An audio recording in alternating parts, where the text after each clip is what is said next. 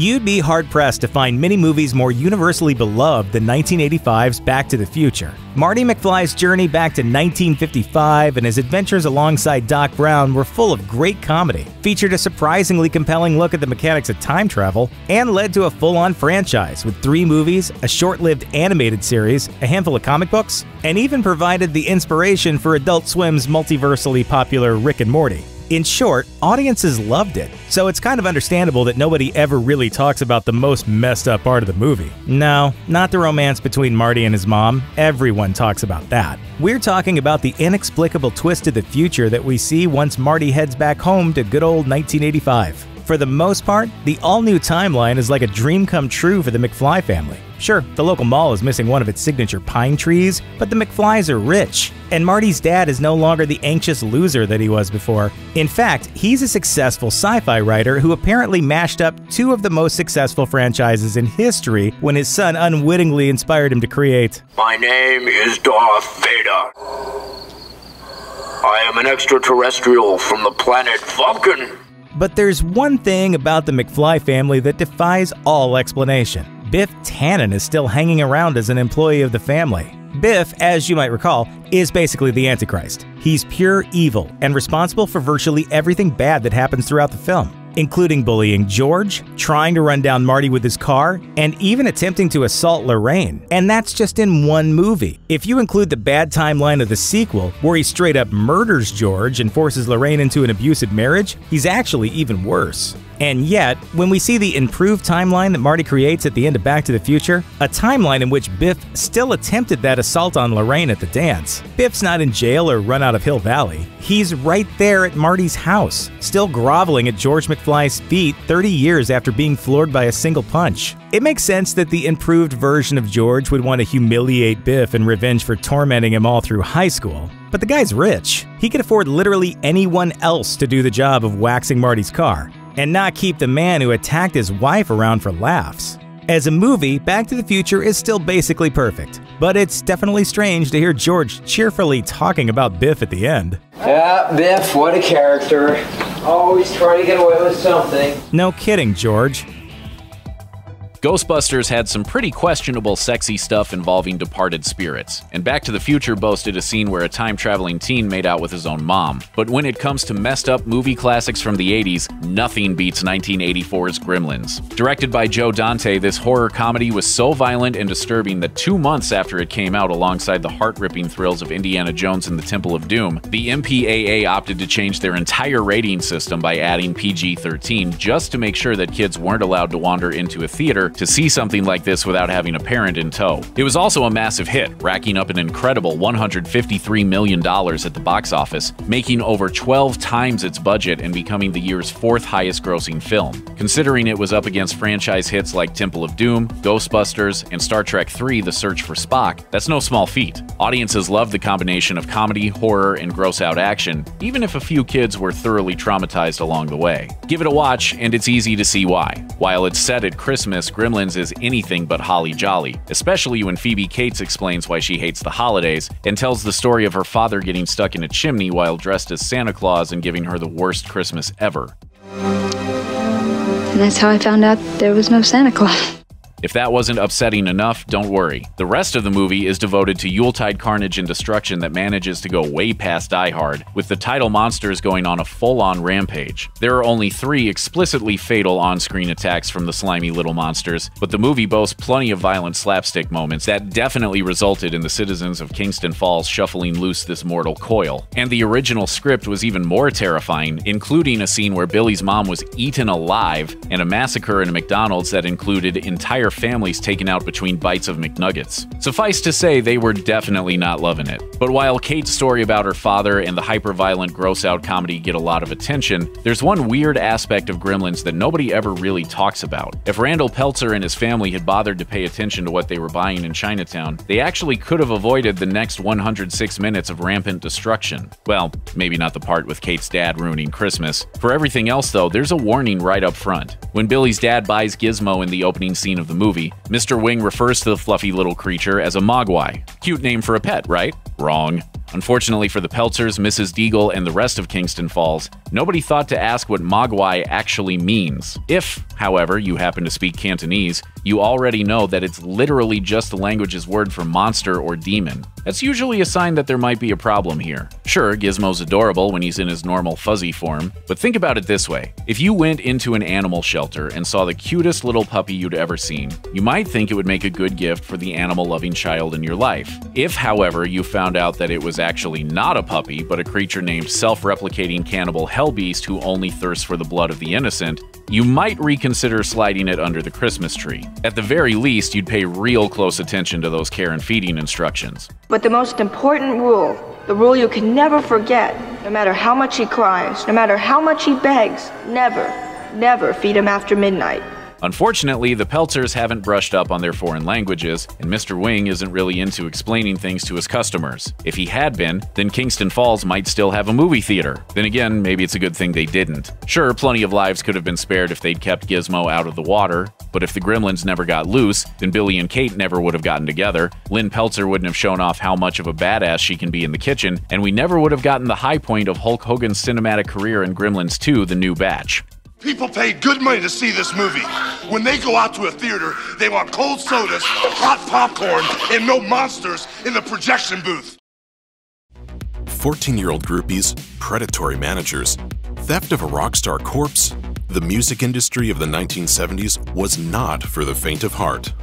In the fall of 1970, Janis Joplin was working on what would become her best-selling LP, Pearl. 4 years before, she had come to San Francisco and quickly evolved from a drifter into a prolific singer, too loud or brave to stay with her first band, Big Brother and the Holding Company. On October 4th, road manager John Cook went to check on Joplin after she failed to turn up to a meeting. Cook found her dead as a result of a heroin overdose. Less than a month before, Jimi Hendrix had also died of a drug overdose. The 1970s continued to be riddled with overdose deaths in the music world. On July 3, 1971, the Doors frontman Jim Morrison died in the bathtub of his Paris apartment, allegedly from heart failure, although many believe he accidentally overdosed on heroin. In 1977, Elvis Presley was found dead in his bathroom as well. An autopsy revealed that he had 14 drugs in his system at the time of his death. The Sex Pistols put the sex in sex, drugs, and rock and roll, but their frontman Sid Vicious did much darker things too.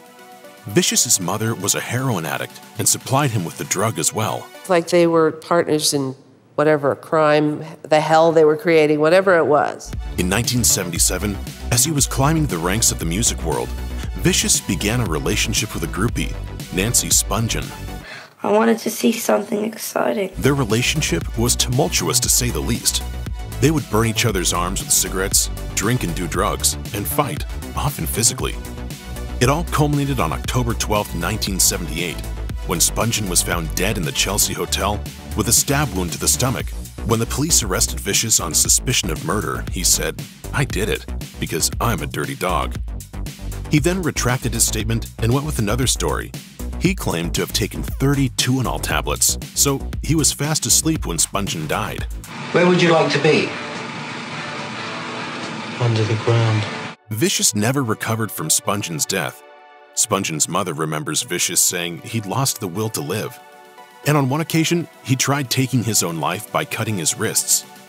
On February 2, 1979, Vicious died of a heroin overdose. He was 21. Although the truth of Spungen's death will never be known for certain, the famous couple's story is a dark lesson. When Cher met fellow musician Sonny Bono in 1963, she was 16 years old and he was 28. Cher's mother told Ladies' Home Journal that Bono was a father figure before he was a lover to Cher.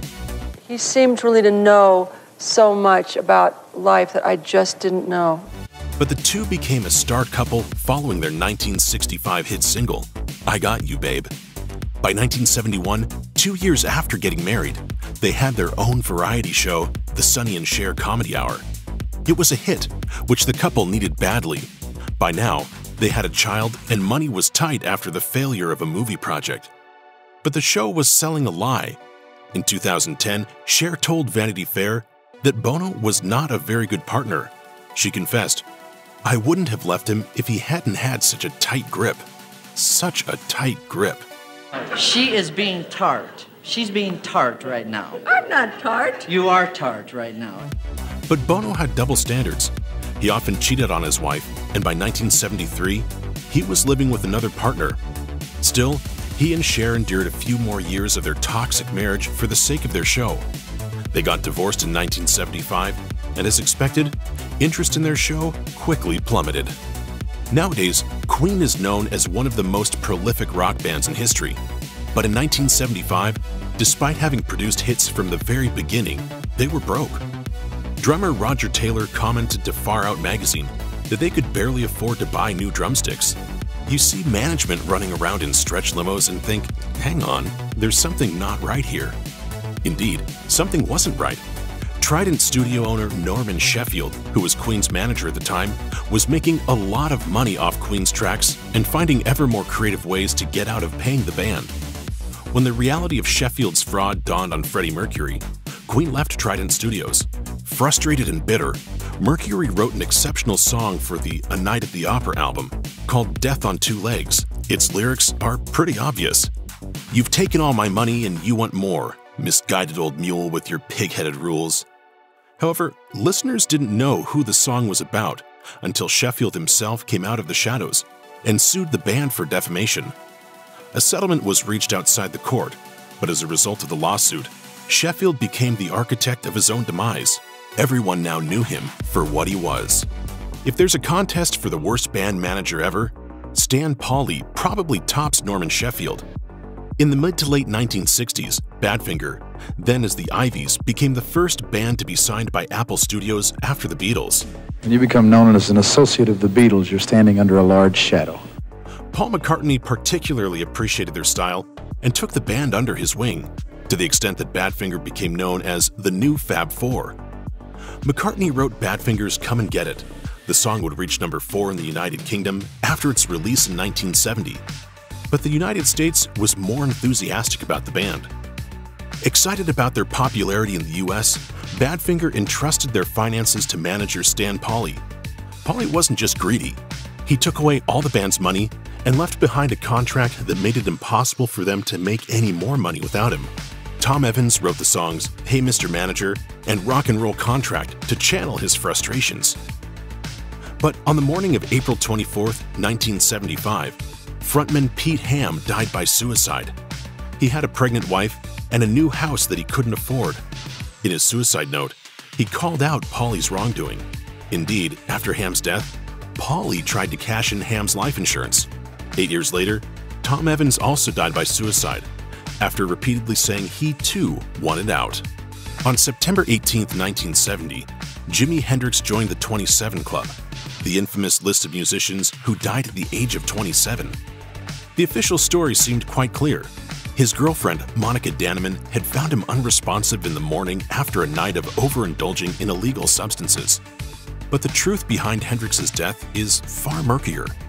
In 1973, Hendrix's former manager, Mike Jeffrey, was chatting to roadie James "Tappy" Wright when he made a very disturbing confession, Wright remembered. As we were talking, Mike began to get very agitated and pale. "I had no bloody choice, I had to do it." You know exactly what I'm talking about. It was either that or I'd be broke or dead. Jeffrey then went on to say something along the lines of getting some nasty friends to pour, quote, booze down the windpipe. In an even creepier twist, Jeffrey was found dead a month after his confession. It turns out Jeffrey had ties to the mafia, to whom he owed money. Although his confession was never investigated or officially connected to Hendrix's death, it definitely adds another tragic layer to the rock star story. Singer-songwriter Graham Parsons died from a heroin overdose in September 1973. But the rock and roll life continued to haunt Parsons after his death in a very strange way. On September 20th, 2 drunk men wearing cowboy hats stole Parsons' corpse and drove it to Joshua Tree, California. These were Phil Kaufman, Parsons' manager, and an unnamed friend. As Kaufman confessed to Louder, he was en route to Continental Airlines at LAX, from where he would be shipped back to his stepfather in New Orleans. But Kaufman was adamant Parsons would not have wanted to be buried in Louisiana. A few months before he died, Parsons told Kaufman, "If I die, I want somebody to have a few beers, take me out to the desert, and burn my body." The two made a pact that night. They would make sure the other would get buried in the desert. So Kaufman drove Parsons' corpse to Joshua Tree and set his casket on fire. This earned him a fine of $300. As there was no law against stealing a corpse, Kaufman and his friend were only fined for stealing the casket. On March 15, 1979, the Stephen Stills Band and Elvis Costello were staying at the same Holiday Inn in Columbus, Ohio, after both of them played shows that night. At the bar, Costello got drunk and started picking on the members of the Stephen Stills Band. Eventually, the band left the bar, all except for backup singer Bonnie Bramlett. As she taunted Costello, he showed an even uglier side. He yelled out racial slurs against James Brown and Ray Charles. Soon enough, the two got into a brawl. After Bramlett went to the press, Costello offered an excuse, but not an apology. He said, "It became necessary for me to outrage these people with the most offensive and obnoxious remarks I could muster to bring the argument to a swift conclusion and rid myself of their presence." Costello also claimed to be drunk and tired from touring, but that's hardly an excuse for being racist. Jackie Fuchs was 15 years old in 1975 when she was spotted in LA and invited to music entrepreneur Kim Fowley's apartment. Fowley was in the process of creating an all-female band, and he'd sent Rodney Binghamheimer to collect young, pretty women. This is how the Runaways were formed, but their manager was a man with an uncomfortable reputation. Fowley had a pattern of assault. That same year, he also assaulted an 18-year-old and a 14-year-old. Sadly, he would focus his attention on Fuchs at a 1975 New Year's Eve party, held in a motel following a quasi-successful runaway show. Fuchs was force-fed Quaaludes and sexually assaulted by Fowley when she was too weak to fight him off. She recalled to the Huffington Post the moment she realized what was happening. "I remember opening my eyes. Kim Fowley was raping me, and there were people watching me." My rape happened in front of so many witnesses, it's not a he said, she said. None of Fuchs' bandmates addressed the situation afterward, so Fuchs felt that if she spoke up, no one would back up her story. "I was going to be the one that ended up on trial more than Kim. I carried the sense of shame and of thinking it was somehow my fault for decades." Sadly, the Runaway story isn't a standalone atrocity in the 1970s music industry.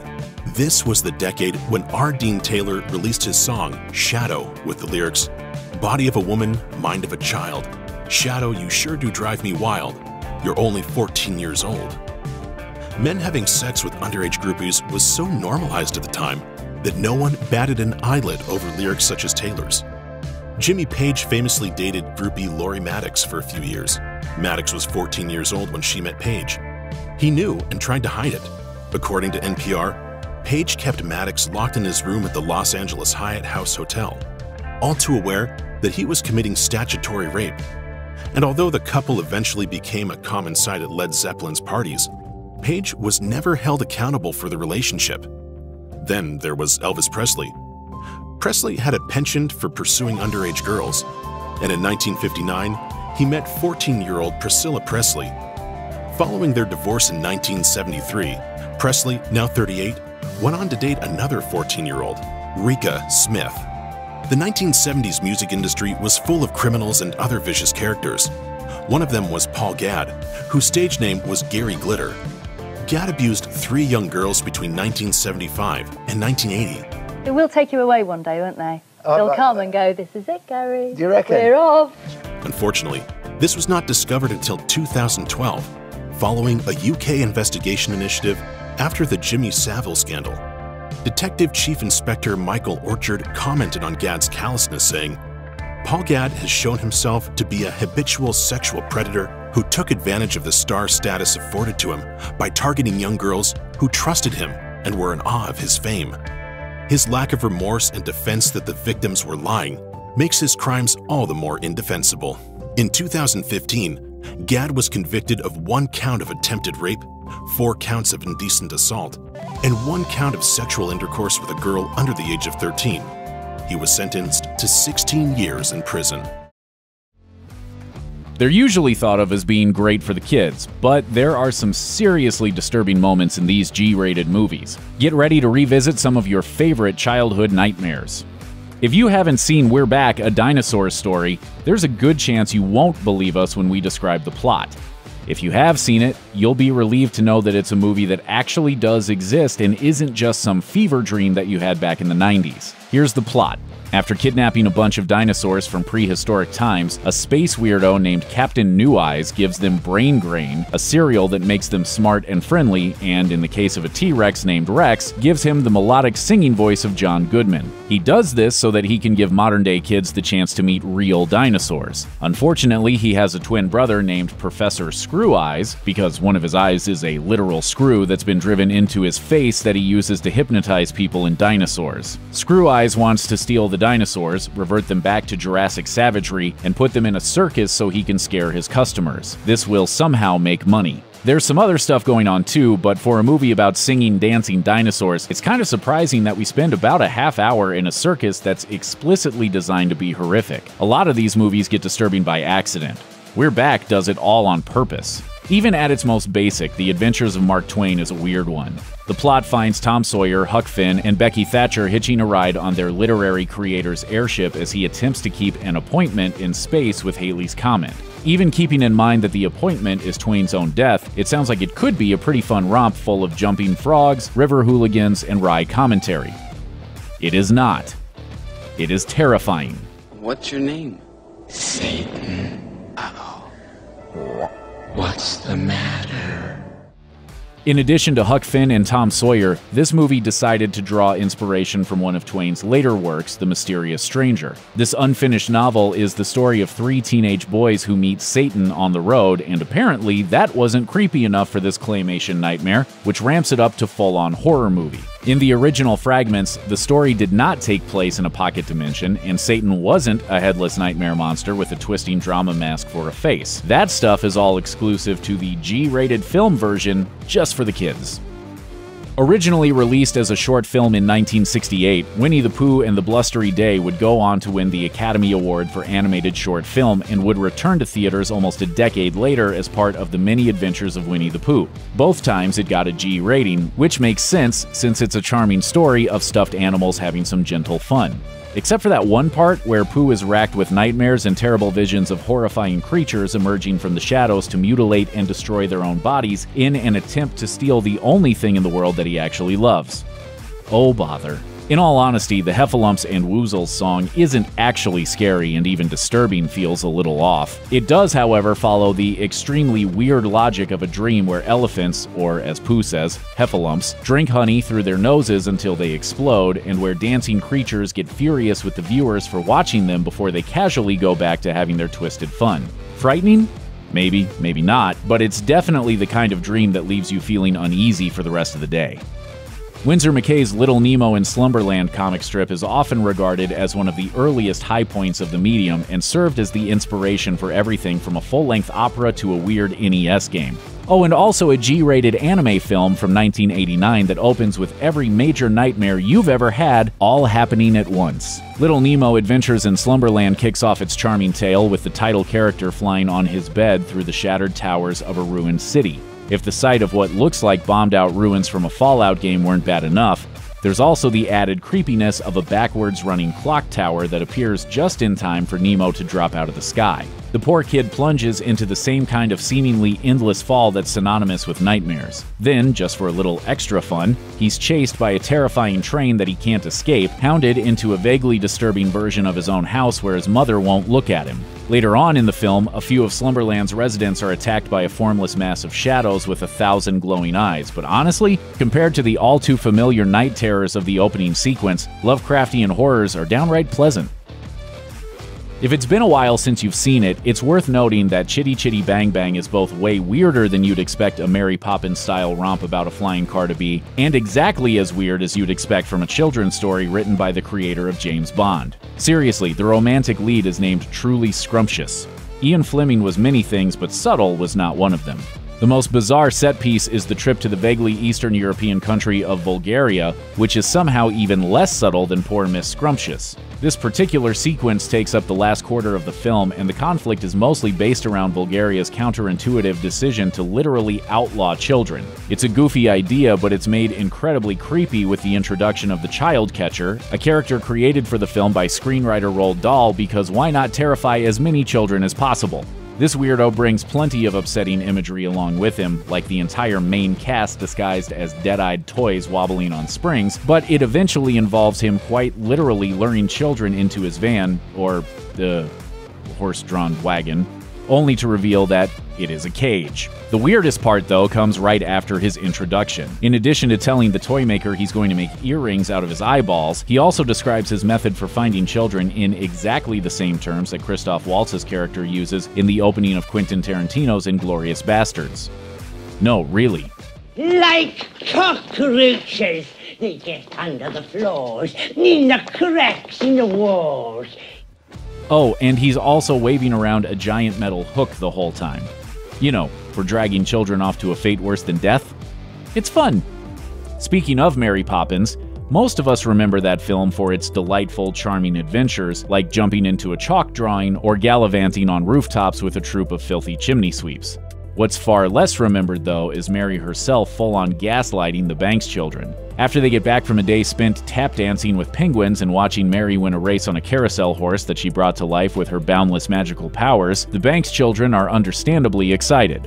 Mary, however, is all business, telling them to chill out and go to sleep, saying that nothing of the sort happened while they were out that day, and then chiding them for their overactive imaginations. When they plead with her to acknowledge that their experiences, the experience that we, the audience, also saw, she insists that they're lying and says she'll punish them if they continue to speak what they, and we, know is true. A respectable person like me in a horse race? How dare you suggest such a thing? But I saw you do it. This is classic gaslighting.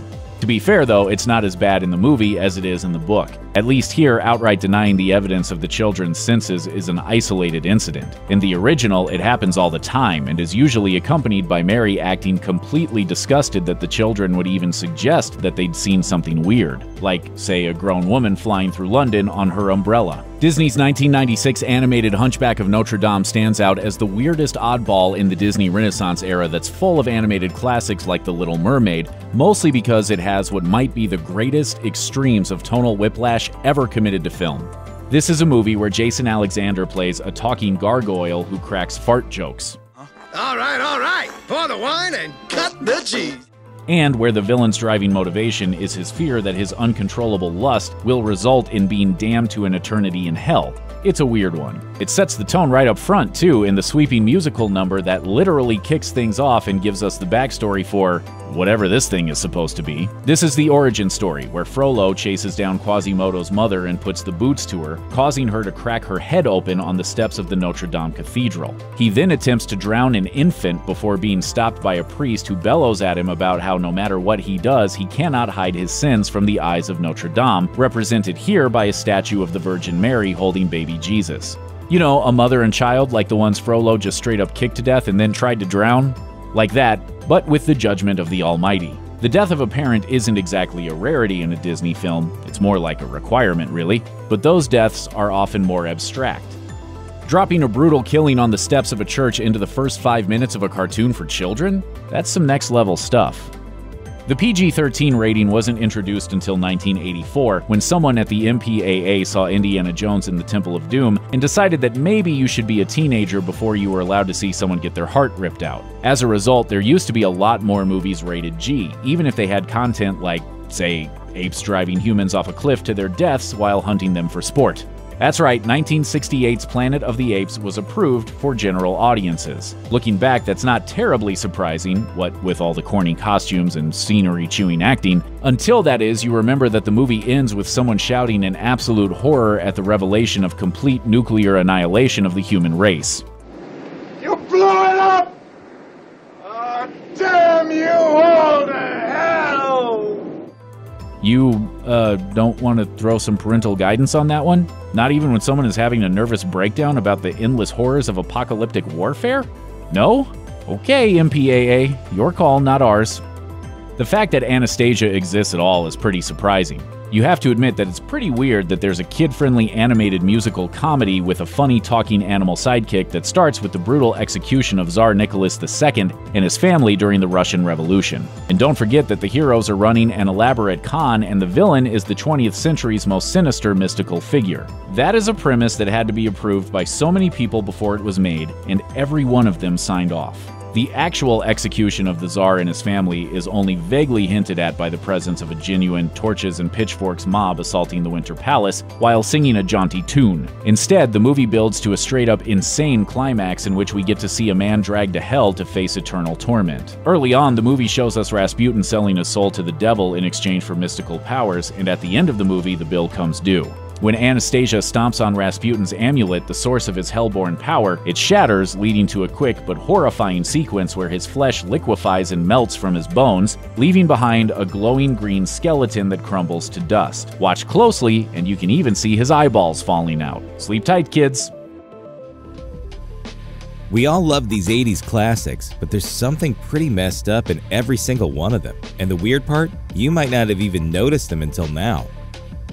1984's Ghostbusters is one of the most beloved comedy classics of all time, spawning a franchise that encompasses everything, including 2 different Saturday morning cartoons. It's also full of weirdness that goes well beyond the supernatural forces gathering at the top of Dana's apartment building. The most bizarre element might just be how the movie's characters ignore one of its first hints of supernatural powers. When we're introduced to fan favorite Dr. Peter Venkman, played by Bill Murray, he's running a psychological experiment with a couple of grad students. The whole thing is rigged, a detail that's meant to underline Venkman's snarky, somewhat slimy personality. His tactics are less about research and more about flirting with a pretty blonde, which is probably why the university was inclined to fire the whole department. But there's one thing that's easy to miss. The experiment actually works. It's a couple of wavy lines. Sorry, this isn't your lucky day. The whole thing is ostensibly designed to show whether stress in the form of electric shocks can enhance psychic abilities. It turns out that it does, but Venkman decides to ignore that result. It's pretty surprising, since scientifically proving the existence of psychic powers probably would have been the biggest story of his career if he hadn't also fought a giant marshmallow with nuclear laser beams later that year. Set 5 years after the events of the original, Ghostbusters 2 starts off with so many leaps in logic that it sometimes feels less like a sequel and more like a reboot. In the space between the 2 movies, Dana Barrett has ended her relationship with Peter Venkman, gotten married to someone else, had a son, and gotten divorced, and also managed to completely change careers. She goes from being a professional cellist at the New York Philharmonic to working in restoration at the Museum of Modern Art, 2 highly specialized jobs that require vastly different training and education. It's even worse for the Ghostbusters themselves, with the team falling on some pretty hard times. Peter has a cheesy TV show about psychic phenomena, and Winston and Ray are even reduced to appearing in their uniforms at children's parties. The reason? They were sued for all the property damage at the end of the first movie and forbidden from busting any ghosts. That gives audiences the same kind of scrappy team of lovable losers that they loved in the first movie, but since the New York City that we see in Ghostbusters is pretty much under constant attack from the supernatural, it's tough to believe they'd turn on our heroes. Even the most jaded New Yorkers probably aren't going to forget that time a giant sugary kaiju stomped through the Upper West Side and flattened a church. Having citizens denying that happened is a pretty big stretch, even for a movie that asks us to believe in mood slime. While it wasn't a huge success when it hit theaters in 1987, The Princess Bride became a cult classic on home video, and it's easy to see why. Framed as a story being read to a sick child, the swashbuckling tale of fencing, fighting, giants, monsters, chases, escapes, true love, and miracles feels like the best fairy tale ever told, and gave people seeking revenge for the deaths of their fathers the perfect speech to quote as many times as they needed to.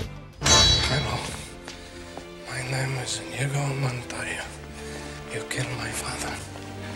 Prepare to die. What many moviegoers might not realize, however, is that The Princess Bride isn't just a book in the movie. It's one in real life, too. Written by William Goldman, who also wrote the screenplay for the film, it even has a similar framing sequence. The premise is that it's Goldman doing an abridged version of a story his grandfather used to read him on sick days. full of commentary and asides. It's got plenty of scenes that didn't make the film too, including detailed origin stories for Inigo and Fezzik, and a terrifying trip through Prince Humperdinck's Zoo of Death. There's also a different ending in there, one that's much darker and more ambiguous than the happily ever after of the movie, in which Wesley continues to suffer from having his life drained, Inigo's wounds reopen, and Humperdinck's men close in as the group tries to escape. You might think that's not a big deal, and that movies based on books change things all the time. And you'd be right, except for one thing. In the novel, Goldman claims to be surprised at the ending himself because his grandfather always skipped over that part. Given that Peter Falk's character in the film often skips over things that he doesn't think young Fred Savage would like, it stands to reason that he might have bailed on the downer ending too, keeping it from both his grandson and the movie-going audience. Who could have guessed that movie was lying to you for the past 30 years? One of the more interesting things about Bill and Ted's Excellent Adventure is how it treats time travel. Rufus, for instance, is only able to come back in time to help the Wild Stallions with their history report because he lives in a future where they already succeeded. The movie also plays with the idea of Bill and Ted being helped out by their own future selves, as long as they remember to actually go back and do it. Dear Bill and Ted, good luck on the report. Sincerely, Bill S. Preston, Esquire, and Ted Theodore Logan. That's what time travel experts call a closed loop, and you see a similar, much less comedic approach in Terminator. But if you actually start to think about the inescapable pull of destiny that we see from our slacker heroes, though, things start to get pretty grim. Throughout the movie, Bill and Ted collect important historical figures to come address the students of San Dimas High. And given that we're working within a closed loop, they logically have to return to their own native times afterwards so they can fulfill their own histories. The thing is, most of those histories involve horrifically violent deaths. Abraham Lincoln is, of course, shot in the back of the head by John Wilkes Booth. Billy the Kid is famously gunned down by Pat Garrett. Socrates was sentenced to die by poison. Joan of Arc is burned alive at the stake for heresy and then had her body burned again to prevent the faithful from collecting her ashes. Genghis Khan's cause of death was unknown, but come on, it probably wasn't pleasant. Only Beethoven, Napoleon, and Freud died of natural causes. But even then, the latter two suffered from particularly painful varieties of cancer. Bill and Ted never actually learn anything about history, and in a closed loop, they couldn't have changed their fates even if they wanted to. But still, it's a pretty rough image to keep in mind when you're watching our history pals goof around at San Dimas Mall. Unlike Bill and Ted or Terminator, 1985's classic Back to the Future presents a view of time travel where you actually can change the past. That's why Marty McFly is in danger of being wiped out if he doesn't fix the timeline in 1955, as evidenced by the scenes where he almost fades out of existence before he manages to get his parents back together. We also know that the 1985 he returns to isn't the one he left. Among other things, the Twin Pines Mall has become the Lone Pine Mall after Marty knocks down one of the trees with the DeLorean in the past. What really complicates things, though, is that Marty sees that timeline's version of himself heading back to the past in Doc Brown's time machine after he arrives back in the future. You might think that's just closing the loop, but watch the end of the movie. The Marty that leaves isn't the one who grew up in a crappy subdivision with an underachieving father. It's a Marty who grew up in a world where George McFly was a successful go-getter novelist. So where did that world's Marty go when he traveled back in time? We know from Back to the Future 2 that time can be split into alternate realities, so presumably the good timeline Marty comes back to another different future, and then watches a third Marty vanish in the DeLorean, and so on. There's an infinite number of Martys who can never truly go home again, and who live out their days in a universe that simply is not theirs. No wonder he's depressed in the future. Even looking back 3 decades later, 1988's Who Framed Roger Rabbit still stands as a masterpiece. In a timeline when we've seen plenty of movies where people are acting alongside computer-generated characters who aren't actually there, Bob Hoskins sells the idea of interacting with a cartoon better than anyone else. Plus, the reveal of Judge Doom as a maniacal, dagger-eyed toon is one of the most enjoyably terrifying moments to ever make it into a movie that was supposed to be for kids. But while Judge Doom being dissolved in boiling acid at the end of the movie is a pretty well-known piece of nightmare fuel, the thing we never seem to talk about is that he actually wins in the end. His entire evil plot revolves around destroying Toontown and paving it over so he can build a new kind of road called a freeway. Even if Eddie Valiant stopped him in the 40s, that's exactly what eventually happened. Just ask anyone who's ever been to Los Angeles. There's a whole lot of freeway and no sign of any tunes. In addition to giving an entire generation of kids some pretty unrealistic expectations about what they could find by poking into holes in their backyards, 1985's The Goonies stands as one of the best adventure movies of all time.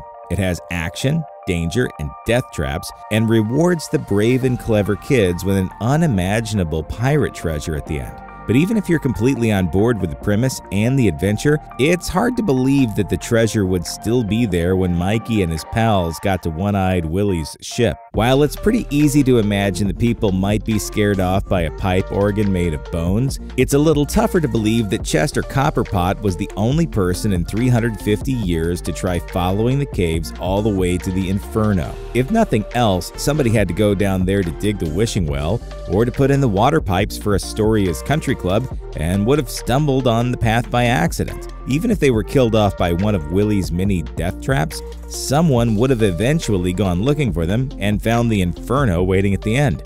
But what if? You guys, just what if this map could lead to One-Eyed Willie's rich stuff? What really makes it hard to swallow, though, is that the treasure map is only in Mikey's attic because it was donated to the local museum. Any curator worth their salt should have at least verified the authenticity of a document like that, and if they had, they would have spotted the clues that led the Goonies to the treasure right away. Apparently, Mikey's dad didn't even bother to take it out of its frame, so it stands to reason that he's actually pretty terrible at the basic function of his job, which is probably why they're in such bad financial shape to begin with. Remember how Raiders of the Lost Ark is about world-renowned adventurer and actually pretty terrible archaeologist Indiana Jones trying to recover the Ark of the Covenant from the Nazis? And remember how in the end, when Belloc and his Third Reich associates open up the Ark, the vengeful spirits within come out and kill all the Nazis by literally melting the flesh off their bones? You should, because it's pretty awesome. But here's the thing. What about your boss, Der Fuhrer? I thought he was waiting to take possession. The only reason Belloc and the Nazis do that ceremony out in the desert instead of in the heart of Nazi Germany is because Indy himself destroys the airplane that was going to transport the Ark back to the Fuhrer.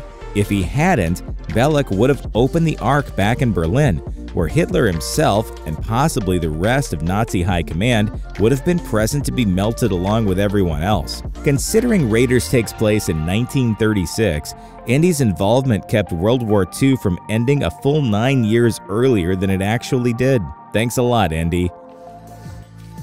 Mob deals, TV racism, and fights with angry moms. The 80s may have been a golden age for music, but not for the people who made it. Cassette tapes were all the rage in the 80s, owing to their portability and the recent invention of the Sony Walkman and boombox. An affordable dual tape deck that could record material from one cassette onto another soon launched, and home recording was born. Mixtapes, in which songs were recorded from albums or off the radio and assembled into primitive playlists, became a hallmark of 80s youth culture. But the music industry viewed home recording as a major threat to profits. According to the Washington Post, record sales were down in 1979, and label executives were desperate for a scapegoat. Shortly after the advent of the dual tape deck, the British Phonographic Industry, or BPI, a trade group that represented most of the United Kingdom's record labels, launched an aggressive ad campaign bearing the slogan, "Home taping is killing music, and it's illegal." The slogan was printed on album sleeves and cassettes in the early 80s. The BPI pushed for taxes on blank tape sales to recoup losses, and CBS even sued the creators of tape copying equipment. Both attempts ultimately failed. On August 1st, 1981, MTV launched in North America, and it changed everything. The network's first music video, the Buggles' Video Killed the Radio Star, now seems kind of prophetic. As the network gained a foothold, music videos became so popular that other music channels like Much Music and VH1 soon followed. But there was a major problem. According to Dale Andrews in his book Digital Overdrive, video had in fact killed the radio star, or at least completely changed the rules of the game. Before MTV, most artists were heard but rarely seen. Now, with music videos serving as the ultimate promotional tools, image became just as important as the music, arguably even more so. Simply making music was not enough. Artists also had to look attractive or interesting, and sometimes even act. Those who mastered the visual aspect outperformed all others, regardless of musical ability. And there was another problem. Because music videos were considered advertisements for artists, no one made any money off of them. In fact, according to singer-songwriter Ian Tamblyn, artists had to pay for their own music videos, and making one worthy of airplay wasn't cheap. Because music videos became expected in the 80s, labels would front the artist's money to produce them, later recouping the expense out of their royalties. As the decade progressed, production costs became astronomical. In 1987, Michael Jackson's Bad cost $2.2 million to produce. In the end, only a select few good-looking, fashionable, rich, or already signed artists were able to keep up with the industry. In 1982, Philips and Sony teamed up to release the compact disc, or CD. Record companies claim CDs offer superior sound quality and durability when compared to vinyl. In his book Entertainment Industry Economics, Harold L. Vogel notes that the quality of vinyl had become notoriously poor in the late 70s, which contributed to low album sales. Record companies hoped that the technologically advanced CD would inspire people to buy music again. But when CDs first launched, they were only for the wealthy. A CD player in 1982 was priced at $750, which is about $2,100 today. CDs themselves were around $15 each, about $45 today. Despite CDs being relatively cheap to produce, record companies justified the high price, citing the audio superiority they provided and the added cost of building new manufacturing facilities. And of course, a large percentage of the profit from each CD sale went directly to the record company. Still, it was hardly much incentive to swap out your entire vinyl collection. But in 1983, with the launch of more affordable players and the slow decrease of CD prices, that's exactly what started happening. By 1988, CDs outsold vinyl. As the 80s drew to a close, vinyl had become a rare sight at record stores. When MTV first launched, the network played pretty much any video they could get their hands on, but very few by black artists. So, in an interview with MTV in 1983, David Bowie called them out for it. The network fumbled for a response. Among the reasons given were that MTV focused on rock music, black music would alienate many viewers, radio segregated music racially so it was an accepted practice, and black artists were not making music videos. A notable example of MTV's color barrier was the network's curious omission of Rick James's Super Freak. Despite the song being a top hit in the United States in 1981, MTV was not playing the music video for it. James declared this blatant racism in a 1983 interview and noted that MTV had no problem playing music videos for obscure white punk bands who didn't even have a label. The color barrier came crashing down in 1983 when CBS head Walter Yetnikoff threatened to withhold videos from his label's other artists, including Bruce Springsteen, Billy Joel, and Cyndi Lauper, to get the network to play Michael Jackson's Billie Jean. MTV complied, and Billie Jean became a huge hit, launching Jackson to stardom. Videos by black artists like Prince and Whitney Houston were soon in heavy rotation on MTV. It turns out that payola, a crime in which commercial radio stations are bribed to play songs without disclosing they have been paid, wasn't just a thing of the 50s and 60s. According to the Los Angeles Times, record labels in the mid-80s regularly hired independent promoters to influence radio program managers to play certain songs, spending around $60 to $80 million a year in such endeavors. In exchange for play, promoters offered everything from cash to cocaine to sex workers. In 1986, a federal investigation into payola exposed Joe Isgro, whose Los Angeles music promotion business made $10 million a year in the 1980s. Isgro was indicted in 1989, but the case was dismissed in 1990. He was later revealed to be a member of the Gambino crime family. According to Frederick Dannon in his book Hitmen, major record labels worked regularly with a group of music industry mobster middlemen known as the Network in the 80s. When they needed to ensure a song was played on the radio, or that another song was not played, they contacted members of the network to make it happen. Following all the bad press, record labels quickly offloaded all of their independent promoters. By the mid to late 80s, record companies were making enormous profits, and album sales were increasing each year. Yet for some reason, artists were still making the same as they were before, which wasn't much comparatively. CDs, which sold at a huge profit margin, were a big part of the industry's growth. But the majority of this money went to the record label, with most artists being awarded less than 5% of every CD sale. To make matters worse, labels also charged artists for the use of new technology while reducing their royalties by 20%, according to Steve Knopper in his book Appetite for Self-Destruction. Despite CDs costing about $8 more than a vinyl record, artists made around 81 cents per CD sale. And then, of course, there were the hefty advances labels provided for promotional music videos, which often had to be recouped before artists saw a dime. When it was all said and done, royalty rates stayed around 10% for most artists. Only the decade's biggest stars made over 35%. But a few 80s artists successfully fought back against this perceived injustice. Once Madonna discovered that much of her profit came from songwriting royalties, she ensured that she was listed as a co-writer on every song she sang. Still, even Madonna didn't make 20% in royalties until the early 90s. Music in the 1980s was largely overseen by only 6 major labels. Together, they controlled 80% of the music industry, determining what was mainstream based on sales of their artists. For much of the decade, the main product was electronic pop music. But pop was far from the only type of music being produced in the 80s. Many artists making different music didn't fit with the mainstream and were confined to the underground scene. Underground artists gained followings through touring, college radio stations, and mentions in fanzines. They would often sign with independent labels, whose goals were promoting creativity rather than commercial success. Many indie artists played physical instruments as a way of rebelling against the synthesizers and digital sounds that dominated the mainstream. Many underground artists were overlooked by major labels in the 80s. Their music became known as a new genre, alternative rock. Its very name suggested opposition to the mainstream. Yet, oddly enough, many of these artists would later become mainstream in the 90s. In fact, grunge grew out of the underground 80s scene. Trouble started brewing in the mid-80s when Tipper Gore, the wife of politician Al Gore, heard her 11-year-old daughter listening to Prince's Darling Nikki, which references female masturbation.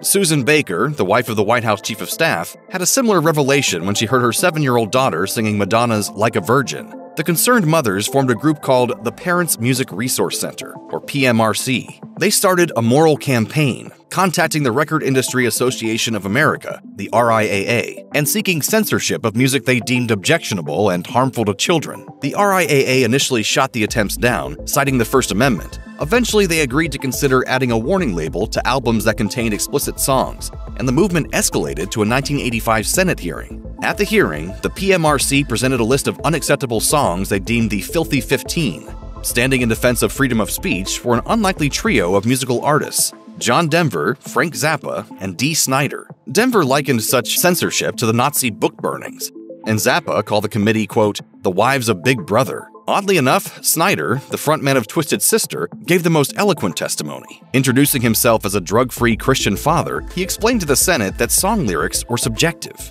There is no authority who has the right or the necessary insight to make these judgments. Nonetheless, the parental advisory label was approved and went into effect in 1990. A measly 10% of albums released each year turn a profit, as per the RIAA. To offset such large losses, record labels churned out as many songs as possible, hoping that a few would become hits. In his book, The Billboard Book of Gold and Platinum Records, Adam White points out that the RIAA also pushing the cassette single heavily in 1987 and later in the decade would have lowered the certification sales criteria, so more hit singles would be classified as gold or platinum. This created excitement and shifted the listener's focus to the single, a trend that continues today. According to Harold L. Vogel in Entertainment Industry Economics, labels focused on finding many new acts as the upfront costs were much lower. Once the label found a hit, there was little incentive to keep investing in the artist unless they could immediately replicate the experience. Thus, a culture of mass-producing one-hit wonders was born. Consider the career of Madonna. In 1982, her first deal with Warner Brothers Records was based purely on singles and was not a full contract. She was simply offered an advance of $15,000 per single. Luckily, it worked out for her, but the same cannot be said of most 80s acts, who had one big song and then faded away. In a list VH1 compiled of the 100 greatest one-hit wonders of the 1980s, you'll find the likes of Come On Eileen by Dexy's Midnight Runners, The Safety Dance by Men Without Hats, and I Melt With You by Modern English, songs that defined the 80s and are still loved today, but whose creators became carnage in the decade's excess. Did Woodstock 99 herald the death of music? Or maybe it was 1998, when mainstream originality was auto-tuned into oblivion. Either way, the 1990s was bad times for good music. Avid concert goers have found their hobby getting more and more expensive for decades, and the trend toward more pricey concert tickets began in earnest in the early 90s.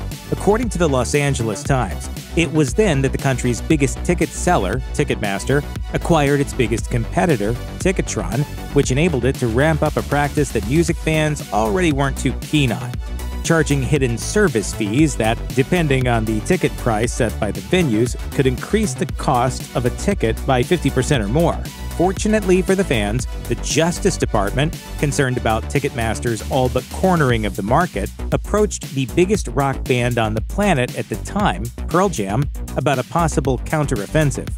In 1994, at the DOJ's urging, Pearl Jam cut ties with the ticket giant, filed a formal complaint with the DOJ, and mounted their own tour, demanding that venues charge only an $18 flat fee and a reasonable $1.80 service charge. One of the country's hottest rock bands went before Congress Thursday to explain why it's not playing any concerts this summer. Yay! Except, not yay.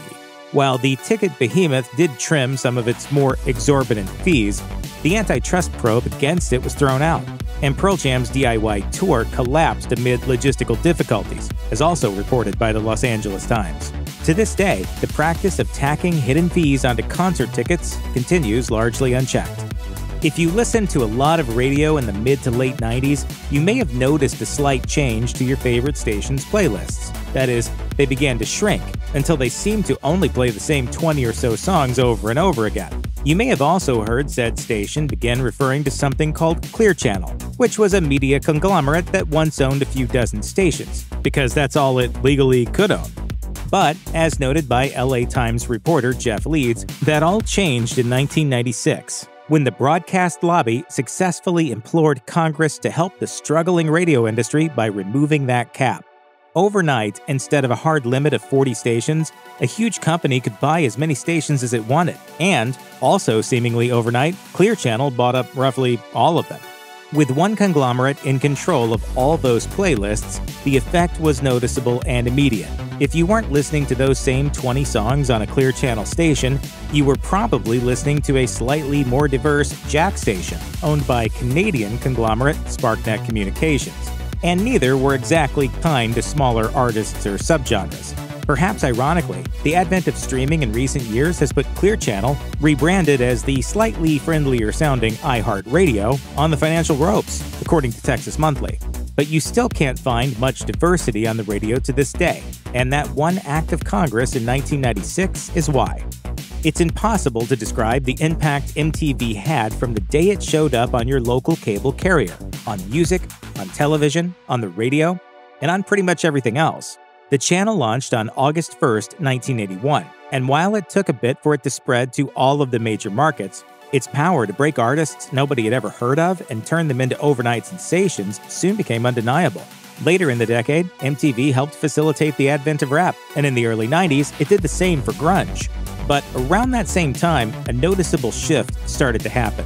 Beginning with the reality series The Real World, MTV began to focus more on increasingly weird reality offerings and much less on music, which was, the M part of its name. By the end of the 90s, reality/competition shows like Lip Service and Road Rules, along with straight-up reality series like True Life and Fanatic, had muscled their way into more and more of the network's programming, and by the middle of the next decade, music had all but disappeared from the rotation. Speaking with CNET in 2011, former VJ Adam Curry explained the reason for the change, which should surprise no one: money. At that time, according to Curry, MTV was raking in $4 billion per year. Great for MTV, not so great for musicians and their fans. It might sound odd if you weren't around, but there was a time in the mid-'80s when the government decided to go to war with music, specifically with lyrics that were deemed to be inappropriate. Today, our own government is trying to tell you what you should and shouldn't pop into your tape deck. Their organization, the Parents Music Resource Center, or PMRC, is the one responsible for those parental advisory explicit lyrics stickers that are probably featured on all of your old CDs. And the damage it did to freedom of expression continued to have a dramatic effect in the 90s. For one thing, censorship likely played a role in MTV's transformation. According to the National Coalition Against Censorship, between 1984 and 1994, the number of videos the network was forced to edit due to content rose from 1 in 10 to 1 in 3, which really sounds like a hassle for everyone involved. For another thing, that parental advisory sticker had an immense chilling effect. As outlined in a paper for the University of Miami, Walmart, the nation's largest retailer, refused to carry any release carrying it, a practice that continues to this day. The 90s were generally a pretty sweet decade for music festivals. It's the decade in which Lollapalooza and Vans Warped Tour were born. And in '94, one of the biggest festivals in history, Woodstock, got a pretty successful reboot. To close out the decade and the millennium, a group of intrepid organizers decided to once more capitalize on a name synonymous with peace, love, and all that mushy stuff to stage what was then one of the biggest festivals in history, Woodstock '99. It did not go well. A combination of poor planning, virtually non-existent crowd control, blazing 100-degree heat, and a lack of water and shelter combined to turn the event into a powder keg packed with over 200,000 extremely annoyed people. According to SFGate, some of the artists themselves assisted in driving the event toward complete chaos. Insane Clown Posse tossed $100 bills into the crowd to predictable effect. Kid Rock demanded that festival-goers pelt the stage with overpriced water bottles, and Fred Durst of Limp Bizkit all but openly encouraged a stampede. When you see it with your own eyes, it's just 10 times more shocking. When it was all over, the festival made headlines for all the wrong reasons, namely arson, looting, vandalism, and dozens of hospitalized fans. The San Francisco Examiner probably best summed up the festival with the title Woodstock '99, the day the music died. It's no secret that the music business isn't exactly the least shady of industries, and there have always been managers, promoters, and executives more than willing to take advantage of hot artists to their own ends. But some of the more ultra-shady practices, as outlined by producer Steve Albini in his essay The Problem with Music, really came into vogue in the 80s and 90s. Notably, the practice of throwing absurd amounts of money at new signees, only to forcibly recoup all those Benjamins for stuff like studio time and promotional expenses. And that system exists to support itself. It doesn't exist to support the bands. This resulted in 90s icons like Toni Braxton and Courtney Love going broke, sometimes filing multiple bankruptcies. And perhaps nobody got shafted harder than TLC. Despite being one of the highest record-selling girl groups in history, TLC endured financial hardships even at the height of their fame, as a result of poor management and whack contracts.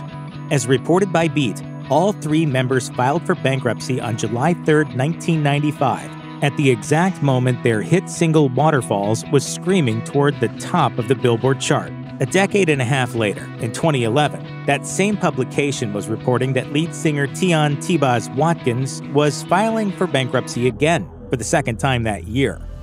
It's pretty common knowledge that many of the Disney Channel's stars of the early 90s became the massive pop stars of the late 90s. Think Justin Timberlake, Britney Spears, and Christina Aguilera. Of course, some of these, like Spears for instance, became the cautionary tales of the 2000s, unprepared as they were for the ridiculous level of fame they were thrust into. If there's one individual who exemplified the decade's seeming ultra-willingness to chew up and spit out young stars, it would be Lou Pearlman, the infamous former manager for the Backstreet Boys and NSYNC, among others. As outlined by In Touch Weekly, Pearlman's abuses were myriad, such as pocketing the vast majority of the Backstreet Boys' earnings during the height of their fame, to name one example. Lou Pearlman created the Backstreet Boys and NSYNC, and he cashed in big on their fame at their expense. Former LFO singer Rich Cronin, one of Pearlman's young charges, said, "Honestly, I don't think Lou ever thought we would become stars. I just think he wanted cute guys around him. This was all an excuse." And then lightning crazily struck and an empire was created. It was all dumb luck. Perhaps, but the $300 million Ponzi scheme Pearlman was running during his rise certainly wasn't. He was charged with financial crimes and sentenced to prison in 2008, where he died 8 years later. When it comes to the way music is actually recorded, and therefore the way the final product sounds, few periods were more significant than the 90s, and not in a fantastic way. The rise of digital audio workstations like Pro Tools removed a lot of warmth from the recordings, to the extent that many engineers would simply dub digital tracks back onto tape to add some warmth back in. Part of the issue, though, was the new dominant medium, CDs, which removed a limitation of vinyl that actually ended up making many recordings sound much, much worse. See, if a mix engineer pushed the limits of loudness prior to CDs, it wouldn't work. Played back on a vinyl record, the earth-shaking volume would force the needle right out of the groove. Digital recording enabled engineers to go buck wild with pushing the volume shelf. While this trend was born in the 90s, it arguably reached its peak with Metallica's 2008 album Death Magnetic, which famously sounds like it's being played on a single loudspeaker inside an empty dumpster. This trend likely played a part in vinyl's unlikely resurgence within the last decade or so, because it turns out that when it comes to recorded music, even if your band plays music designed to wake the dead, sheer volume isn't everything.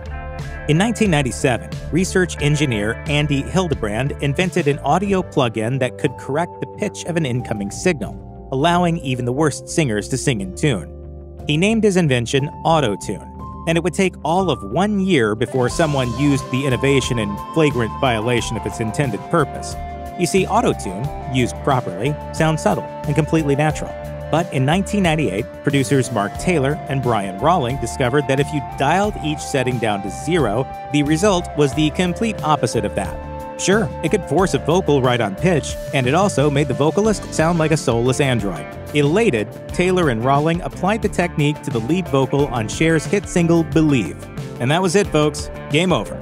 The aggressively wrong use of Auto-Tune swiftly became a mainstay in popular music, and it has remained so ever since. Christmas movies are usually supposed to be a time to gather the family together to enjoy a warm, happy hour or so in front of the TV. But most people forget that holiday films usually have some pretty messed up moments, starting with 1954's White Christmas.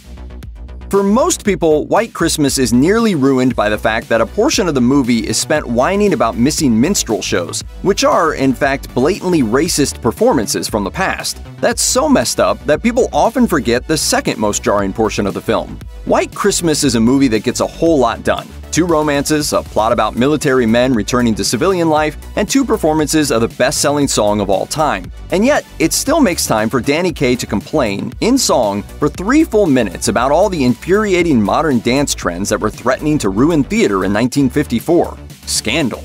It comes out of nowhere, with Kaye leading a troupe of dancers through a parody of these newfangled beatnik ideas, complaining about how the chicks who did kicks aren't kicking anymore. It's a whole portion of the film dedicated to the idea that things should never change. Of all the non-racist portions of the film, that one's pretty much the weirdest.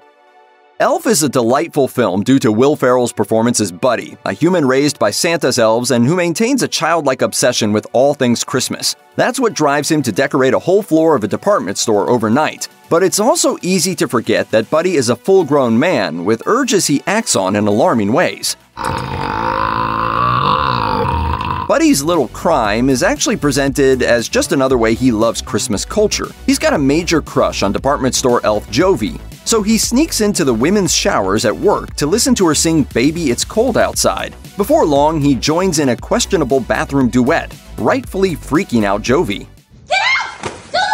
And Buddy seems mystified as to why she's so mad. He knows what showers are, so whether or not he hit the showers to sneak a peek, it's still extremely jarring that a 6'3" man would sneak into a woman's shower, Arrested Development or not.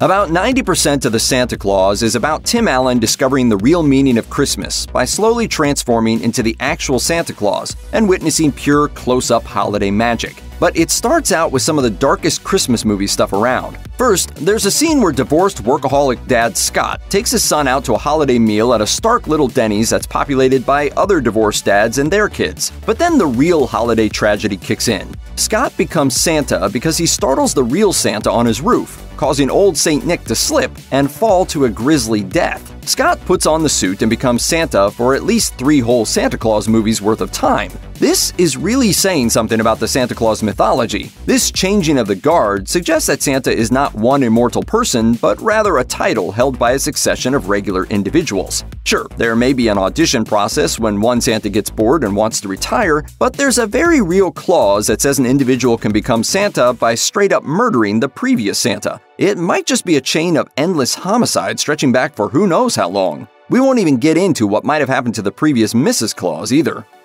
There are few things worse in the life of a child than the death of a parent. but one of them is definitely the death of a parent on Christmas. Way too sad to be the premise of an entire movie, right? Wrong. In 1998, Michael Keaton played one such dead dad in Jack Frost. But good news, it's a wacky family fantasy movie because he returns to life as a magical talking snowman. Keaton's character is a guy literally named Jack Frost, as in the mythical character that personifies winter, except this Jack is a middle-aged musician who fronts a bluesy bar band who chooses a career over his family. In the holiday spirit, that choice results in a fatal car accident in the middle of a snowstorm while trying to get home to his family for Christmas. Happy holidays, everybody!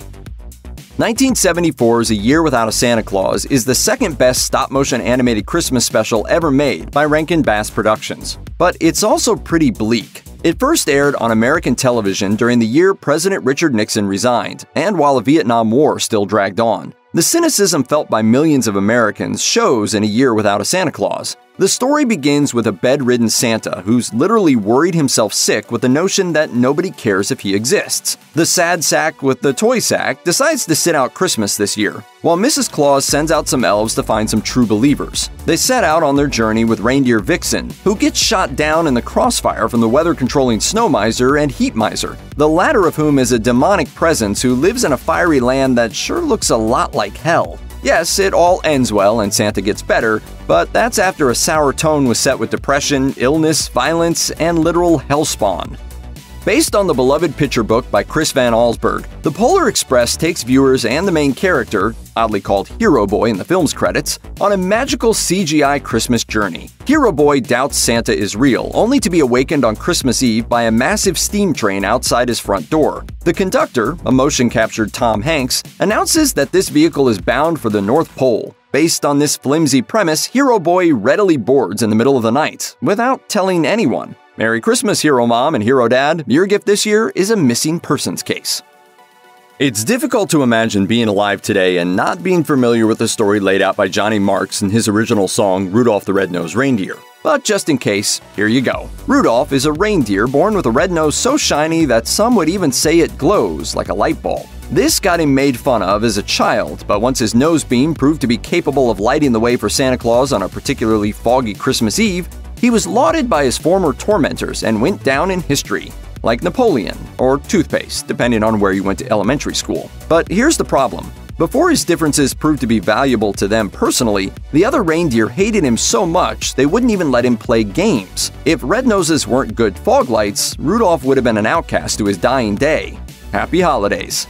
A Charlie Brown Christmas is considered one of television's most beloved holiday traditions, and it's easy to see why. Charlie Brown grappling with wintry depression is something that many viewers can relate to, and the way he tries to find the true meaning of peace on earth and goodwill toward men, even while everyone around him is diving into commercialism, has a sincerity that makes it relevant even after 50 years. Plus, it's got one of the best Christmas movie soundtracks ever recorded.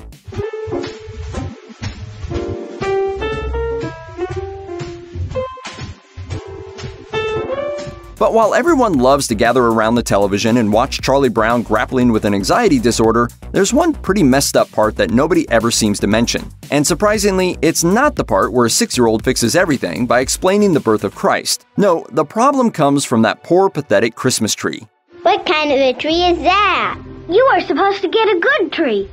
Can't you even tell a good tree from a poor tree? It's not the tree itself. You couldn't ask for a better metaphor for the story of Jesus. And yet, when the Peanuts gang finally does come to appreciate the tree, it seems like they completely miss the metaphor. Charlie Brown's been searching for the meaning of Christmas, and in that scrawny little tree, he finds it. It doesn't look like much, and it's not as flashy as the artificial trees the other kids want, but it's real, and there's a thoughtfulness and hope invested in it. If this humble tree can be loved, maybe Charlie Brown can too. It turns out he can't. Rather than accepting the tree despite its flaws, the other kids pretty it up into a small but otherwise standard issue Christmas tree, covered in shiny garlands and bright lights, only learning to like it once it looks like everything else. In other words, they took the perfect metaphor for the true meaning of Christmas and made it more commercial. Good grief. Between racism, the blacklist, the casting couch, and the closet, survival in the 1950s film industry studio system required more than just thick skin and determination. While Billy Wilder was writing the screenplay for Sunset Boulevard, he feared censorship and studio interference so much that he told the studio he was adapting a short story that didn't exist and only submitted a few pages at a time. When they began filming, the script wasn't finished, so no one knew how it ended. The working title was A Can of Beans in an effort to hide the anti-Hollywood nature of the project from the studio brass. Wilder came to America to escape the Nazis, having lost family at Auschwitz. He knew all too well about oppression and censorship and saw something to be afraid of in the enforced morality of the Hays Code. But we do know that it's literally true that a man had to keep his feet on the floor while making love to a woman on a divan or a lounge chair. The production code was a set of guidelines that decreed which topics were off limits and which were to be handled with care. Its influence was felt in Hollywood from 1930 until 1968, when the Motion Picture Association adopted the rating system that is still in use with a few minor changes today. Movie stars were expected to maintain a certain image, both physically and socially, and the studios were ruthless in enforcing it. Homosexuality was taboo, so much so that Rock Hudson, who had been romantically linked to several male stars, was forced into a marriage in 1950. Shortly before his 30th birthday, Hudson married his agent's secretary, Phyllis Gates. They divorced 3 years later. In 1985, Hudson would publicly reveal his AIDS diagnosis and turn the conversation about AIDS and HIV into a national one. Mr. Rock Hudson has acquired immune deficiency syndrome. Persistent rumors of homosexuality or bisexuality attached themselves to several other notable stars of the period. Tallulah Bankhead, Marlene Dietrich, and Greta Garbo were frequently mentioned in such a context. I shall die a bachelor. But to be labeled gay or bi would have been career death if confirmed. So while stars did as they wished behind closed doors, no hint of homosexuality was allowed to creep into the public eye. In 1950, the achievements of the civil rights movement were years away. America was still very much a segregated society, and actors and actresses of color were treated and paid poorly, denied equal rights, and forced into stereotypical roles with stereotypical dialogue. Who dat? Who dat say who dat? Who dat say who dat when I say who dat? Hollywood whitewashed scripts, meaning that non-white roles were often played by white actors. Orson Welles played Othello in blackface in 1955, and in 1950's Winchester 73, Rock Hudson played a Native American. Then there was Marlon Brando in Tea House of the August Moon. Robbery, ladies, kind gentlemen, pleased to introduce myself. Sakini by name, interpreter by profession. Blackface had been a feature of Hollywood productions for decades prior, going back to Al Jolson in 1927's The Jazz Singer. But increased racial tensions in the 1950s made the whitewashing of roles much more troublesome and contentious. In 1951, Ava Gardner, a white woman, played a mixed-race character passing as white in Showboat. She was cast over Lena Horne, who was actually of mixed descent, because the studio was worried about how audiences would receive her love scenes with a white man. Interracial marriage was still very much taboo and actually illegal in many states, so there was some question of whether they could even show Horne in romantic situations. Black actors had little recourse, leverage, or social agency, so roles that were originally written for characters of color were regularly renamed or recast to feature white actors instead. Yes, I know. You never expected to see me. When they were cast, black actors and actresses were often given smaller roles, or demeaning ones, and little recognition. The black vaudeville circuit, where many black performers got their start, was hard work for little pay, largely catering to old minstrel stereotypes and a point of argument within the black community. Hattie McDaniel, who had a career in vaudeville and later worked at Sam Pick's nightclub as a singer before coming to Hollywood, won an Oscar for her role in Gone with the Wind, but didn't get many opportunities to play anything besides a maid or a servant for much of her career. In fact, at the Oscars that evening, McDaniel was seated apart from the rest of the audience. In Jill Watt's biography titled Hattie McDaniel, Black Ambition, White Hollywood, she quotes McDaniel saying, "I can be a maid for $7 a week, or I can play a maid for $700 a week." McDaniel wasn't allowed to attend the premiere of Gone with the Wind in 1939.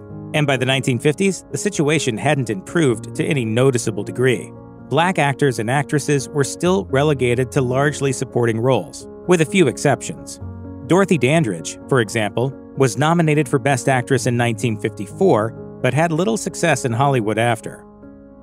When movie star Kim Novak was discovered to be in a relationship with Sammy Davis Jr., studio head Harry Cohn forced Davis into breaking it off. Interracial marriage wasn't legal in the U.S. until 1967, so when the two were romantically linked by a gossip columnist in 1957, it meant big trouble. Davis had been linked romantically to several Hollywood leading ladies, but Cohn, who had taken great pains to develop Novak into a big studio bombshell, saw the actress as his own personal project. He was so infuriated that he suffered a mild heart attack at the news. Since Novak's relationship with Davis would jeopardize her status as a sex symbol and potentially cost the studios a great deal in lost profits, Cohn, already notorious for his temper, called on his shady mob connections, who threatened to end Davis's life. According to Davis's friend Arthur Silber, in an article in Smithsonian Magazine, they said they would break both of his legs, put out his other eye, and bury him in a hole if he didn't marry a black woman right away. Davis and Novak broke it off, and he married somebody else a year later. The classic On the Waterfront had strong parallels to director Elia Kazan's own experience testifying in front of the House Un-American Activities Committee. HUAC was tasked with investigating allegations of communism, and much of the investigation focused on Hollywood.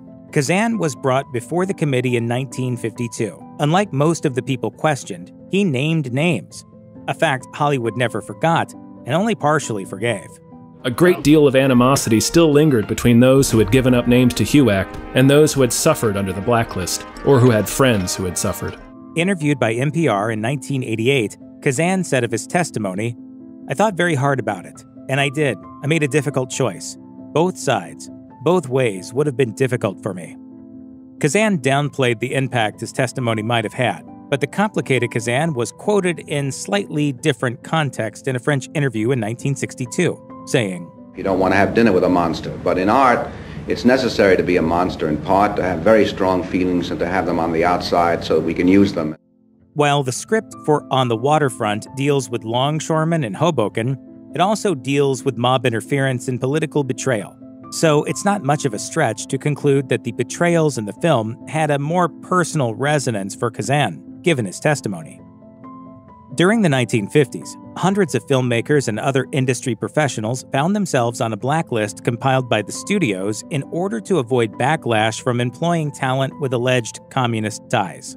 The film High Noon was written in response to the HUAC by Jewish screenwriter Carl Foreman, who was blacklisted by Hollywood after pleading the fifth in front of the committee. The following day, Columbia Pictures began the process of firing him and taking away his producer credit on High Noon, which meant that, according to Glenn Frankel, author of High Noon, The Hollywood Blacklist and the Making of an American Classic, he really lost his control over the film, and for all intents and purposes, that was the end of his Hollywood career. Foreman left America for England, where the professional and emotional impact of being blacklisted lingered for the rest of his working life. Women were expected to maintain a studio-approved persona in both their public and private lives, a standard men were not held to as closely. Ingrid Bergman became interested in Italian director Roberto Rossellini after seeing two of his films, Open City and Paisan. She offered to act for him. Could I also come into that type of picture? Could I become as real as that? In 1950, she went to Italy to work with him on the film Stromboli. At the time, she was married to Peter Lindstrom, and the two had a daughter, but she fell in love with Rossellini and moved in with him. She was pregnant with his child before her divorce from Lindstrom was finalized, and this scandal prompted outcry and outrage in America. Bergman was ridiculed in the press, and there were calls for a boycott of her work. While she didn't intend to return to Hollywood, the damage to her career was significant. Her daughter, Isabella, said in a Newsweek interview, "Mother spoke 5 languages and had a full career in English, a full career in Swedish, a full career in French and German, which is very unusual." Bergman's career path would probably have been quite different without the moral outrage of America that led her to turn her back on Hollywood. Studios had clauses banning pregnancy written into stars' contracts. After all, according to the wisdom of the studio heads, a woman couldn't be a sex symbol and a mother at the same time. As a result, many actresses were forced to choose between having a child or having a career. The fact that abortion was illegal and dangerous was a lesser concern than any potential damage to their looks, reputation, or earning power. Abortions were commonplace even before the 1950s, and stars like Judy Garland, Lana Turner, and Joan Crawford were only a few women said to have had them. Fixers like MGM's Eddie Mannix were reported to have arranged more than a few. Speaking of the Hollywood double standard, women were often involved with men many years their senior. You know how to whistle, don't you, Steve? You just put your lips together and blow. For example, while filming the James Dean classic Rebel Without a Cause, Natalie Wood reportedly had an affair with the director, Nicholas Ray. Natalie Wood was 16 at the time, while Ray was 43. While this would raise eyebrows today, there were no consequences back then, despite the statutory rape laws on the books in California stating that their age difference should have resulted in charges. Wood had a less than perfect home life before being drawn into Hollywood. In her book, Natalie Wood, The Complete Biography, biographer Suzanne Finstad suggests Wood may have been forced into a relationship with Frank Sinatra at 15 and reportedly began a relationship with Ray in order to secure her role in Rebel Without a Cause.